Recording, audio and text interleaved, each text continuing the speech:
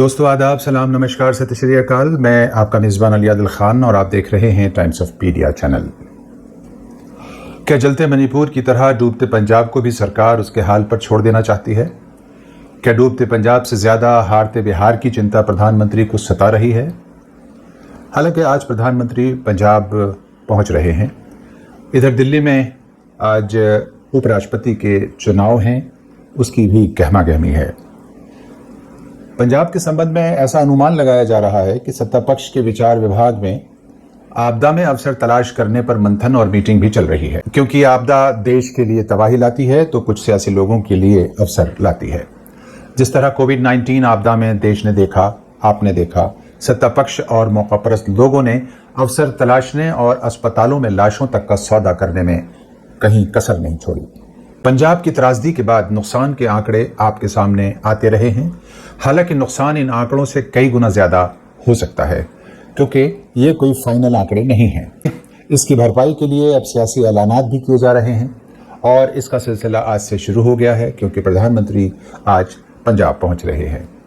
उनकी स्पीच तैयार करने में वक्त तो लगता ही होगा, इसलिए शायद उनको देर हुई होगी।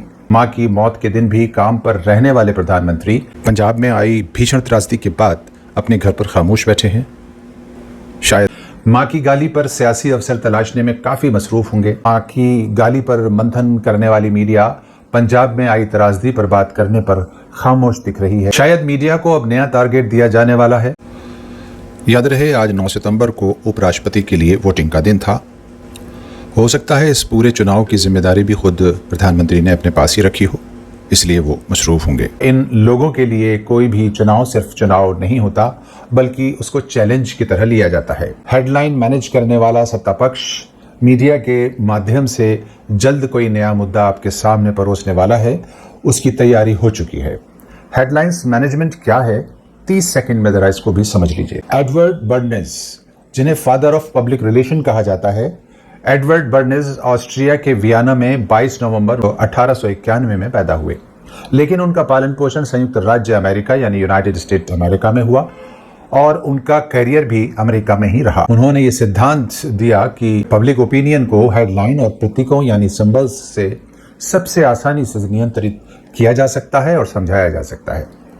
बाद में सामाजिक वैज्ञानिकों और मीडिया थ्योरिस्ट्स जैसे मैक्सवेल मोकाम्स और डोनाल्ड शो ने 1972 में एजेंडा सेटिंग थ्योरी पेश की थी, जो ये बताती है कि मीडिया जब किसी मुद्दे को बार बार और हेडलाइन में दिखाता है तो जनता उसे सही मान लेती है और उसको ही बड़ा मुद्दा समझ लेती है, भले उसकी प्रासंगिकता यानी रेलेवेंस कुछ भी ना हो। अब हेडलाइंस मैनेजमेंट सीख लेने वाली वर्तमान सरकार ये भूल गई है कि लोकतंत्र में जब जनता किसी को कदमों पर लाना चाहे या घुटनों पर लाना चाहे और उसका मन बना ले तो फिर कोई तरकीब वरकीब नहीं चलती। सब झूठ, गोल बच्चन और हेडलाइंस मैनेजमेंट धाराशाही हो जाया करते हैं। पंजाब में जहां बारिश ने घर, खेत और खलियान छीन लिए हैं, वहीं मस्जिदों में गूंजती आजानों, तड़पती दुआओं और गुरुद्वारों में गुरबानी की दिलकश वाणी के साथ दिल की गहराइयों से मांगी गई दुआओं ने आसरा और उम्मीद जगाई है। मौलाना मोहम्मद उस्मान रहमानी लुधियानवी ने पूरे पंजाब की मस्जिदों के दरवाजों को पंजाब के पीड़ितों के लिए खोल देने का ऐलान कर दिया है और देश भर के मुसलमानों से अपील की गई है कि इस त्रासदी में पंजाब के लोगों के साथ खड़े हो जाएं।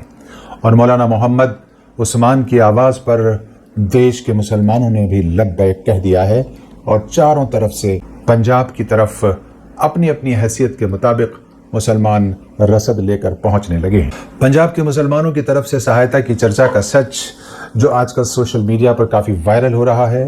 पंजाब की त्रासदी में जहां सरकार ने आंखें बंद कर ली थीं, वहां मदरसों और मुसलमानों ने दिल खोलकर सबसे पहले मदद शुरू करने का आह्वान किया था। मस्जिदों और मदरसों के बिना भेदभाव तमाम इंसानों के लिए अपने दरवाजे खोल दिए गए हैं। इससे पहले कुंभ के मेले में भी हमने देखा था कि मची भगदड़ के बाद मुसलमानों ने सभी मस्जिदों में बेयारो मददगार शिव के श्रद्धालुओं की सेवा करने में अपने आप को गौरवान्वित महसूस किया था और यह मुसलमान होने के नाते उनको करना ही चाहिए था। ये किसी कौम या सरकार पर कोई आसान न था, बल्कि मुसलमान का ये मजहबी फरीजा है जो वो निभाने में अक्सर पीछे रहा है, लेकिन आज वो अगली पंक्ति में दिखाई दे रहा है। पंजाब त्रासदी से मुतासिर होने वालों की मदद के लिए अक्सर मुसलमानों की तरफ से सहायता का जिक्र किया जा रहा है, जबकि सच्चाई यह है कि खुद पंजाब के मकामी लोग, सिखों की समाज सेवी संस्थाएं, हिंदू संस्थाएं, ईसाई मिशनरीज भी अपना भरपूर सहयोग देने में पीछे नहीं हैं। मगर इस बार मदरसों ने अपना किरदार वाज़ेह तौर पर निभाया है, जो काबिल तारीफ़ है। और इसकी वजह यह है कि पंजाब और ख़ास तौर से पंजाब की सिख कौम किसी भी आपदा में हमेशा अगली पंक्ति में दिखाई दी है।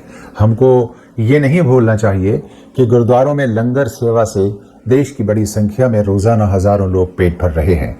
सिखों की इस सेवा का नतीजा है कि आज देश के हर कोने से पंजाब की मदद की आवाज़ उठ रही है, जबकि साहिब की नवाजिशों और कृपा की बारिश कहीं और ही बरस रही है। एनडीआरएफ की टीम, मिलिट्री और पैरामिलिट्री के जवान लोगों की मदद करते दिखाई दे रहे हैं। सरकारी राहत शिविर भी लगाए जाने का दावा हो रहा है, लेकिन ग्राउंड रिपोर्ट से पता चल रहा है कि सैकड़ों गांव अभी भी ऐसे हैं जहां सरकारी मदद नहीं पहुंची है। कुछ जगहों पर सरकारी अनाज की बोरियां हेलीकॉप्टर से गिराई गईं तो बताया गया कि उससे छत ही टूट गई। इसी बीच मदरसों के बच्चों के कुछ ऐसे नज़ारे भी सामने आए कि दाढ़ी वाले अब्दुल ने इंसानियत का दिल जीत लिया। गलियों से कीचड़ साफ करते इन बच्चों को, मदरसे के बच्चों को देखा जा सकता है। जो काम सरकार का था, मदरसे के बच्चे उस काम को अंजाम देने में पीछे नहीं हटे हैं। दूसरी तरफ बॉलीवुड एक्टर्स, एक्ट्रेसेस और सिंगर्स वगैरह भी काफ़ी बड़ी तादाद में पंजाब के पीड़ितों की मदद करने आगे बढ़ गए हैं। इसी बीच दिल्ली की मुख्यमंत्री की जानिब से भी मदद भेजने की खबर आ रही है और नेशनल मीडिया भी उसको काफ़ी बढ़ चढ़ कर दिखा रही है। ये एक अच्छा इनिशिएटिव है। पंजाब त्रासदी देश की बड़ी प्राकृतिक आपदा है जिस पर केंद्र और राज्य सरकारों का ध्यान केंद्रित रहना चाहिए था। पंजाब को केंद्र सरकार द्वारा नज़रअंदाज किए जाने के पीछे पंजाब के किसानों द्वारा साहिब के मित्रों के लिए बनाए गए 3 काले कानून की वापसी बताया जा रहा है, जिनको किसानों ने ही वापस कराया था, जिसको प्रधानमंत्री अपनी अना और ईगो से जोड़कर देखते हैं। इसके बाद पंजाब विधानसभा चुनाव रैली में पीएम को उनकी रैली में जाने से किसानों ने ही रोक दिया था। काले झंडे भी दिखाए गए थे। बस इसी बात से साहब का माथा ठनका हुआ है। अब बदले की भावना में डूबते पंजाब के साथ क्या सलूक होगा, ये तो भविष्य के गर्भ में ही है। लेकिन याद रहे, पंजाब किसी भी हालात का सामना करने की क्षमता, सामर्थ्य और हिम्मत रखता है। इसकी तारीख गवाह है। जुझारू पंजाब की बहादुर कौम इस त्रासदी से बाहर निकलेगी। यहाँ की जिंदगी फिर पटरी पर आएगी। लेकिन इस मुसीबत में किसका क्या किरदार रहा, सब याद रखा जाएगा और याद दिलाया भी जाएगा। वैसे नकली देशभक्तों पर गालियां खूब पड़ रही हैं। वो सीन से बिल्कुल गायब हैं। न सिर्फ पंजाब से बल्कि उत्तराखंड, हिमाचल और जम्मू से भी वो गायब दिखाई दे रहे हैं। वो कहीं सीन में नहीं हैं।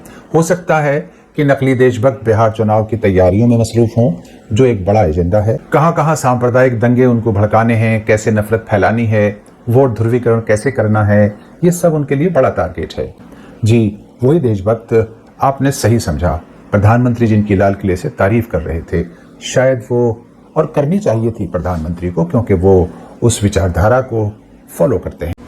हालांकि वो पूरे देश के प्रधानमंत्री हैं, इसलिए देश की जनता सर्वोपरि होना चाहिए। शायद ये लोग हथियार चलाने की ट्रेनिंग में बिजी होंगे, क्योंकि उनको देश से घुसपैठियों को भी तो बाहर निकालना है। और चीन के चरण चुंबन करने की बात उनकी पसंदीदा नेता कर ही रहे हैं। और घुसपैठिए कौन हैं? साहिब के भक्त अच्छी तरह समझते हैं, क्योंकि पंक्चर वाले, थूक जिहादी, कपड़ों से पहचाने जाने वाले, घुसपैठिए, ये सब कोड वर्ड्स हैं जिनको नकली देशभक्त खूब समझते हैं। लेकिन याद रहे कि देश भी इन सब कोड वर्ड्स को अच्छी तरह समझता है। और अब देश का नागरिक कायरों, झूठों, पूंजीवादियों, साम्राज्यवादियों और देश के दुश्मनों को भी पहचान चुका है। जल्द उनका हिसाब करने पर मोहर लगाएगा। लेकिन सवाल वही, इसके बाद आने वालों की देशभक्ति और इंसाफ परस्ती का क्या प्रमाण है? नकली देशभक्तों के लिए पंजाब के लोगों की सेवा शायद व्यर्थ है, जबकि धर्म की गोली खिलाकर आस्था का नशा कर देने से सांप्रदायिकता की आग जल्दी भड़काई जा सकती है, जिसके बाद वोट का ध्रुवीकरण आसान हो जाता है, काम बहुत सरल हो जाता है। इसमें हल्दी लगे न फिटकरी और रंग चोखा ही चोखा। एक आंसू भी हुकूमत के लिए खतरा है। तुमने देखा नहीं आंखों का समुंदर होना। तो आपसे दरखास्त है कि वीडियो को लाइक शेयर करने के बाद चैनल को सब्सक्राइब करने की मेहरबानी फरमाएं। मेरा भारत जिंदाबाद। शुक्रिया।